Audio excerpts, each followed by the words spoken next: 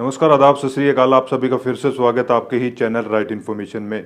अगर आप भी फिश फार्मिंग का बिजनेस करने की सोच रहे हैं, यानी कि मछली पालन का बिजनेस आप करना चाहते हैं, या फिर आप इसके बारे में पूरी डिटेल जानना चाहते हैं, तो बिल्कुल राइट प्लेटफॉर्म पे आए हो।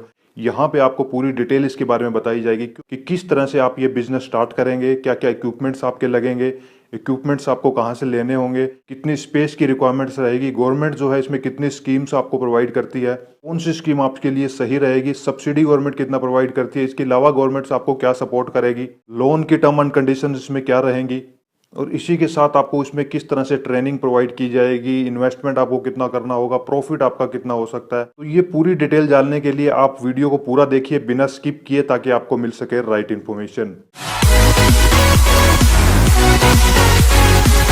तो जिस भी स्टेट या डिस्ट्रिक्ट से बिलोंग करते हो, साथ में कमेंट जरूर करते रहिए। तो देखिए, सबसे पहले जो है आप फिश फार्मिंग का मतलब समझ लीजिए। इन सिंपल लैंग्वेज में मैं आपको बता देता हूँ कि मछलियों को पहले जो है पालना और फिर उनको जो है एक अच्छे रेट पे जो मार्केट में बेच देना, इसी को जो है फिश फार्मिंग बोला जाता है।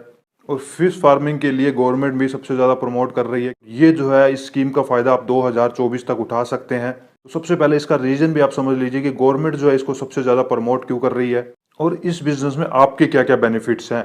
तो देखिए, सबसे पहला बेनिफिट ये है कि आप इसको लो इन्वेस्टमेंट में स्टार्ट कर सकते हैं।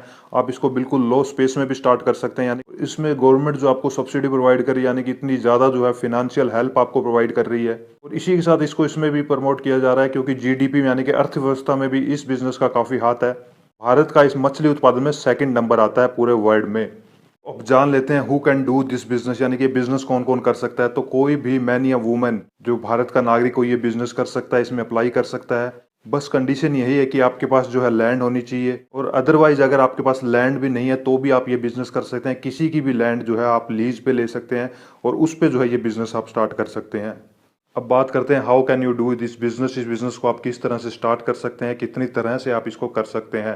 तो देखिए, इसमें जो है दो तरीके हैं, दो तरीके से आप ये बिजनेस स्टार्ट कर सकते हैं। फर्स्ट जो है इसमें रैस यानी कि रीसर्कुलेटिंग एक्वा सिस्टम। इसमें क्या रहता है कि कहीं भी आप अपने खेत में तालाब वगैरह बना सकते हैं, उसमें ये बिजनेस कर सकते हैं। इसका मतलब यही है कि वहाँ पे पानी चलना चाहिए। इसी के साथ इसको आप गांव वगैरह में भी जो है स्टार्ट कर सकते हैं। जो भी आपके गांव में तालाब है, वहाँ पे आपको परमिशन लेके वहाँ भी आप ये बिजनेस स्टार्ट कर सकते हैं। सेकंड ऑप्शन इसमें जो है बायोफ्लोक का नाम जिसको दिया गया, ये काफ़ी आधुनिक तरीका है, काफ़ी मॉडर्न तरीका है। ये तरीका जो है 2018 के बाद स्टार्ट हुआ है, और काफ़ी लोगों ने इसको स्टार्ट कर दिया है। आपके एरिया में भी जो है बायोफ्लोक सिस्टम जो यूज़ कर रहे हैं मछली पालन के लिए, वो आपको मिल जाएंगे। इसमें क्या रहता है, इस तरह का जो है राउंड टैंक बनाया जाता है, और इसका सबसे बड़ा फ़ायदा ये है कि इसमें जितना भी फीड वगैरह जो मछलियों को दिया जाता है वो वेस्ट नहीं होता। उसको ये जो सिस्टम है उसको कन्वर्ट करके प्रोटीन में कन्वर्ट कर देता है, और इसी के साथ मछलियों वगैरह का जितना भी मल वगैरह रहता है उसको भी ये कन्वर्ट कर देता है प्रोटीन में, ताकि मछलियाँ उसको खा सकें। इसमें आपका जो है मछलियों का जो फीड रहता है वो भी कम लगता है। तो काफ़ी सारे एक्सपेंसेस इसमें आपके बच जाते हैं। कम जगह में आप जो है ये बिजनेस कर सकते हैं। तो इन दोनों में से आप ऑप्शन में से सिलेक्ट कर सकते हैं कि कौन सा ऑप्शन आपके लिए बेटर रहेगा। तो ये बिजनेस करने के लिए क्या क्या इक्विपमेंट्स आपको लगेंगे। तो सबसे पहले आपको, जैसा कि मैंने बताया, कि टैंक आपको बनाना होगा या फिर आपको तालाब बनाना होगा। और सेकंड इसमें जो है फिश सीड रहेगा, यानी कि जिससे मछलियाँ पैदा होंगी, मछलियों का बीज आप उसको बोल सकते हैं। थर्ड इसमें रहेगा फिश फीड रहेगा, यानी कि जो भी आप मछलियों को खिलाएंगे वो आपको अरेंज करना होगा।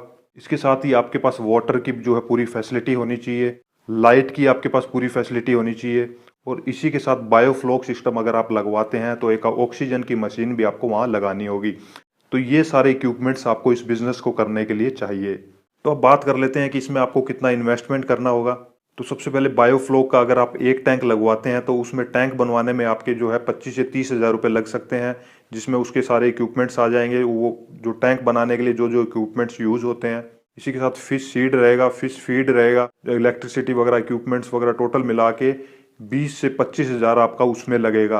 तो एक टैंक जो है आपका पूरा जो है टोटल ये बिजनेस 50 हज़ार तक स्टार्ट हो सकता है।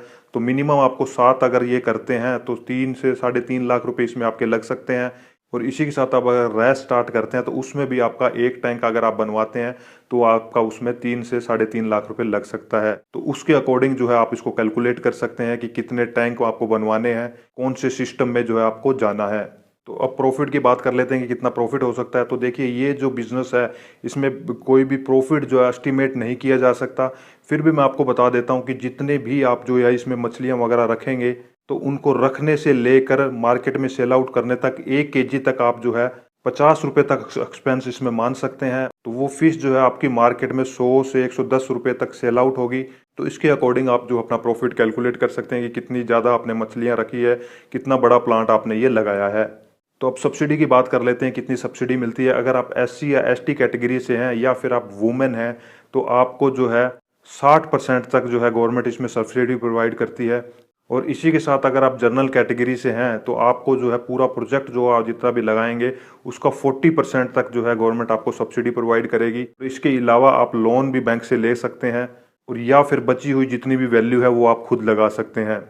तो बात कर लेते हैं कि इसमें आपको अप्लाई कैसे करना है। अप्लाई करने से पहले सबसे इम्पोर्टेंट जो चीज़ है वो आपको बता देता हूँ कि इसमें आपके 3 फैक्टर जो है काफ़ी इंपॉर्टेंट रहेंगे। वो 3 फैक्टर अगर आप सही तरह से सीख लेंगे तो आप इस बिज़नेस में 100% कामयाब होंगे। वो 3 फैक्टर है ट्रेनिंग, ट्रेनिंग एंड ट्रेनिंग। यानी कि ट्रेनिंग बेस ये पूरा प्रोग्राम है। बिना ट्रेनिंग के आप ये बिज़नेस नहीं कर पाएंगे। ट्रेनिंग कहाँ से लेनी है, काफ़ी गवर्नमेंट्स ने जो है इसके इंस्टीट्यूट्स भी बना रखे हैं, वो आप अपने स्टेट के अकॉर्डिंग पता कर सकते हैं। अदरवाइज जो भी पुराने प्लेयर्स हैं जो ये फार्मिंग का बिजनेस कर रहे हैं आपके एरिया में आपको मिल जाएंगे। उनमें से आप पहले 10-12 सेलेक्ट कीजिए, सबके प्लांट पे विजिट कीजिए, टाइम दीजिए पूरा। और फिर अगर आपको लगता है कि इनमें से किससे आप ट्रेनिंग ले सकते हैं, कौन जो है प्रॉफिट में जा रहा है, कौन जो है अच्छा बिजनेस ये कर रहा है, किसके पास सबसे ज़्यादा नॉलेज है, और उनसे जो है पूरा जो प्रोजेक्ट है किस तरह से आपको ये बिजनेस करना है इसकी काफ़ी बारीकी से आपको स्टडी करनी होगी।